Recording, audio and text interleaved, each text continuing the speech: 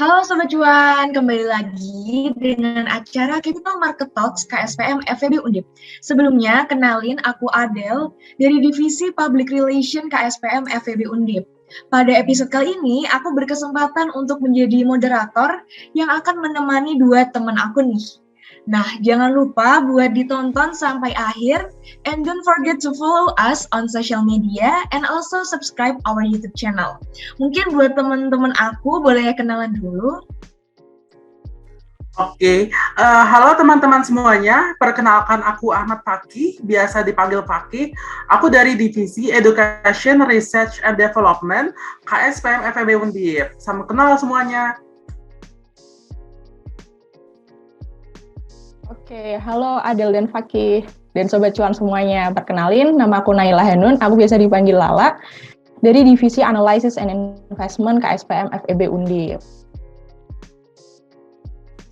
Oke, setelah berkenalan pasti Sobat Cuan bingung nih kita tuh mau diskusi apa sih? Nah, untuk CMT kali ini kita akan membahas mengenai IHSG. IHSG di bulan April menjadi sorotan banget nih Sobat Cuan, soalnya beberapa kali menyentuh all-time high.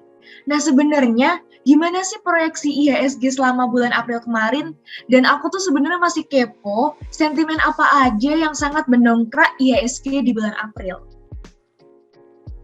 Oke, pergerakan IHSG di bulan April sangat powerful ya, hingga menyentuh level all-time high berkali-kali. Nah, indeks harga gabungan atau IHSG tercatat mengalami penguatan sebesar 2,23% di sepanjang bulan April 2022. Bagaimana yang kita ketahui, IHSG sedang strong uptrend sejak Februari 2022. Sebagaimana pada penutupan 28 April 2022, IHSG ditutup pada level 7.228,91, di mana posisi ini menunjukkan penguatan sebesar 2,23% dibanding penutupan pada 31 Maret 2022, yang berakhir di level 7.071,44. Nah, sementara pada 31 Maret 2022, IHSG tercatat juga mengalami penguatan bulanan sebesar 2,66% dibandingkan penutupan pada 25 Februari level 6.888,17. Oke, nah selanjutnya dilanjutkan oleh aku. Jadi penguatan IHSG ini sepanjang bulan April tahun 2022 ini disebabkan oleh dua faktor sentimen, yakni harga komoditas dan ekonomi yang membaik pula. Nah, neraca transaksi berjalan atau account balance Indonesia berpotensi untuk mencatatkan kondisi surplus pada tahun ini. Dampak dari perang Rusia dan Ukraina terhadap perekonomian Indonesia melalui jalur perdagangan relatif terbatas. Sebaliknya, Indonesia justru menikmati windfall profit dari kenaikan harga komoditas ekspor global, terutama komoditas unggulan dari negara kita tersendiri. Tercatat, surplus perdagangan Indonesia sepanjang kuartal pertama 2022 ini sebesar 9,33 miliar US dollar. Jumlah ini lebih tinggi daripada surplus 5,52 miliar dari kuartal pertama pada tahun lalu, yakni tahun 2021. Jika tren surplus perdagangan tersebut berlanjut, karena harga komoditas tetap tinggi, maka transaksi berjalan tahun ini akan berpotensi untuk mencatatkan surplus kecil. Wah, oke. Jadi secara teknikal ini, IHSG bulan April melanjutkan penguatan uptrend ya dari bulan Februari. Nah, secara fundamental memang ada dua sentimen positif yang paling berpengaruh. Ngomong-ngomong nih guys, pada bulan April kemarin itu kan ada kasus yang membuat heboh ibu-ibu, yaitu kelangkaan minyak goreng. Awal bulan kemarin juga pemerintah memberikan BLT untuk minyak goreng. Nah, apakah itu bisa jadi salah satu sentimen juga atau enggak? Nah, ini menarik banget buat dibahas. Sepanjang April, outlook dari ekonomi Indonesia ini cenderung positif. Di saat yang sama, pemerintah baru aja memutuskan BLT atau bantuan langsung tunai untuk minyak goreng. Harga minyak goreng naik cukup signifikan sehingga mendorong pemerintah menggelontorkan sebesar 6,9 triliun rupiah yang diklaim bisa 2022. Hal itu juga bisa menjadi stimulus untuk daya beli masyarakat. Hal ini juga tercermin dalam chart IHSG, terlihat bahwa IHSG masih uptrend karena posisinya sudah sangat kuat, juga dari akumulasi beli yang masih terjaga. Hal ini memberikan sinyal positif kepada trader dan investor untuk optimis bahwa IHSG dapat menyentuh level 7.200 pada bulan April 2020. Nah, di sisi lain juga menguatnya harga minyak ini menjadi suatu sentimen yang positif nih bagi IHSG. Karena menguatnya harga minyak ini akan berpotensi untuk memperkecil resiko dari potensi shortfall penerimaan pajak pemerintah pada tahun 2022 ini. Terlebih lagi inflasi yang naik saat bulan Maret hingga April 2022 ini membuat minyak pun naik. Walaupun inflasi bulan Maret cenderung terjaga, tetapi investor harus tetap mewaspadai potensi peningkatan inflasi dalam beberapa bulan ke depan. Karena terdepresiasinya rupiah berpotensi meningkatkan inflasi di negara kita tersendiri. Walaupun membuat heboh ibu-ibu, ternyata naiknya harga minyak goreng ini juga merupakan sentimen positif ya. Oh iya, selain minyak goreng, aku tuh ingat pada tanggal 11 April 2022, Gotoh itu melantai di bursa. Apakah juga menjadi salah satu faktor meroketnya IHSG bulan lalu? Seperti yang kita tahu juga, besarnya antusiasme para investor terlihat dari penawaran umum perdana Gotoh yang mengalami kelebihan permintaan hingga 15,7 kali. Padahal, jumlah saham perdana yang akan dilepas itu cuma 3,43% dari seluruh saham yang ada, yakni sebanyak 46,7 miliar lembar saham. Mungkin buat Lala sama Fakih boleh langsung jawab. Listing Gotoh tentu sangat memiliki pengaruh terhadap pergerakan IHSG. Pada pembukaan berdagang level 7.212, bahkan mampu menyentuh rekor baru all-time high-nya di level 7.355 karena terdongkrak aksi borong saham Gotoh itu sendiri. Nah, IHSG perlahan mengalami koreksi seiring adanya aksi lepas saham di sektor pertambangan dan perbankan. Namun, saham Gotoh mampu menjaga IHSG tetap berada di zona hijau hingga ditutup menguat 29,07 poin atau sebesar 0,4% di level 7.239 pada perdagangan sesi 1 tanggal 11 April 2022 tersebut.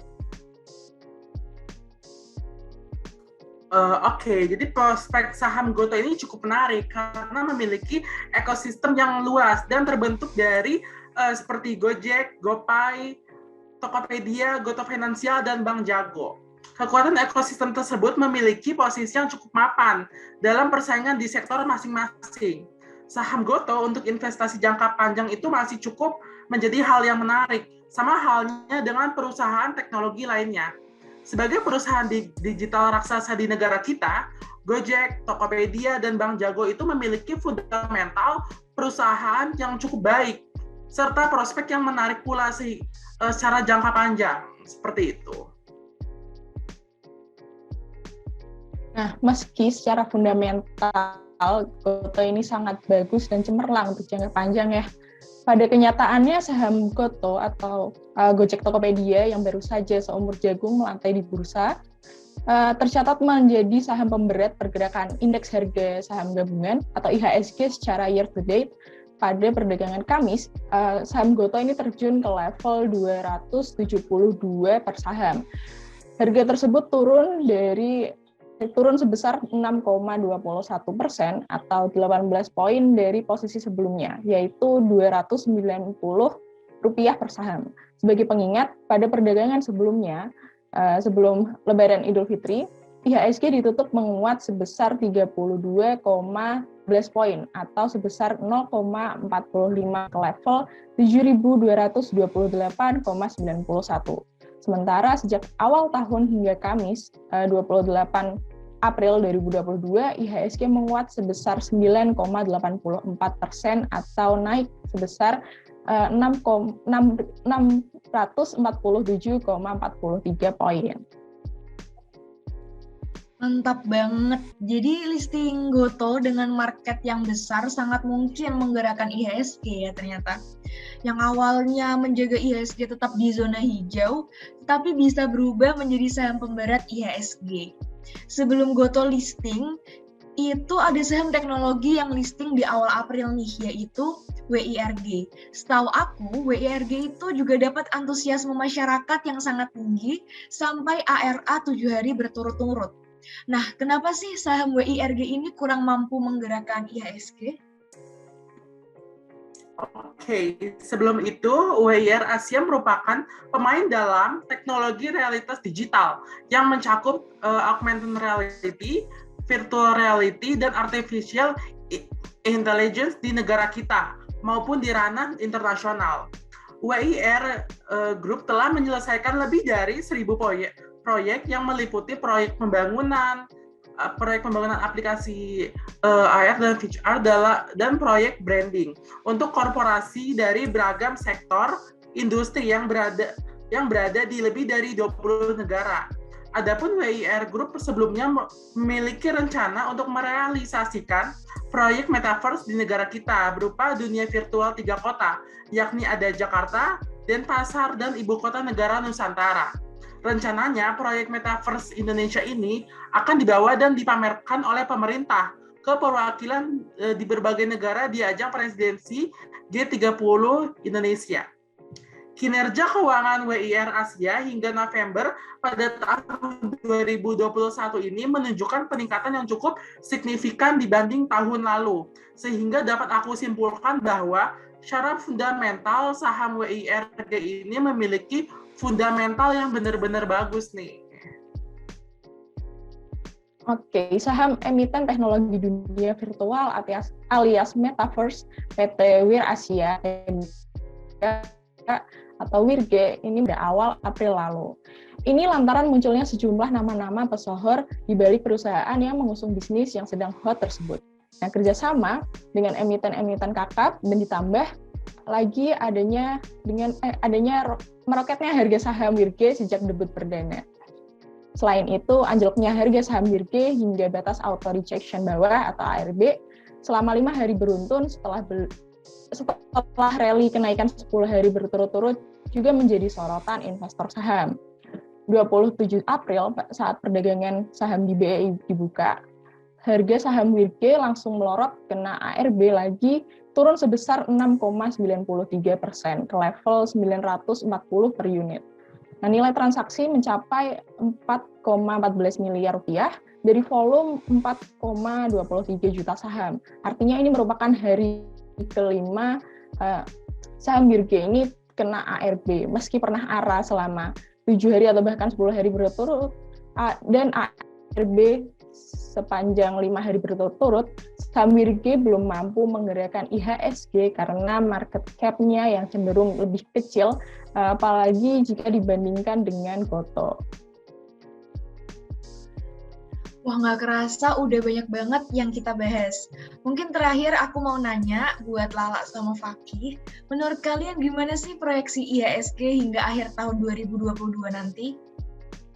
Nah, ada sejumlah katalis positif yang mendorong kinerja IHSG hingga sekarang, terutama datang dari pemulihan ekonomi negara kita. Seiring dengan pelonggaran mobilitas masyarakat dan pengendalian pandemi COVID-19, terlebih lagi dengan pelonggaran PPKM di negara kita.